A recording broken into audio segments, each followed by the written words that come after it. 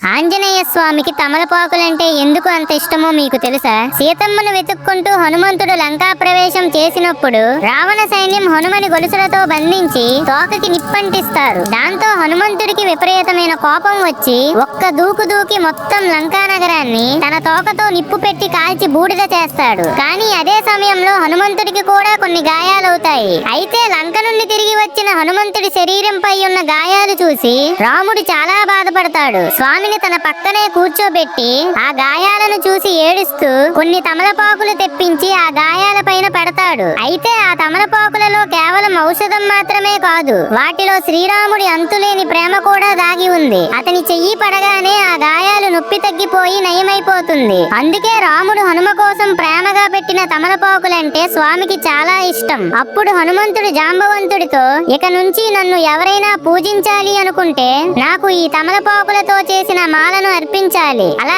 ఎవరైతే చేస్తారో వారికి ఈ ఆంజనేయుడి అనుగ్రహం తప్పక లభిస్తుంది. నా కోసం తమలపాకులను ఎవరైతే తెస్తారో వారిలో నేను రాముణ్ణి చూసుకుంటాను అని చెప్తాడు. మీకు ఆంజనేయుడి అనుగ్రహం ఉండాలంటే జై హనుమాన్ అని కామెంట్ చేయండి.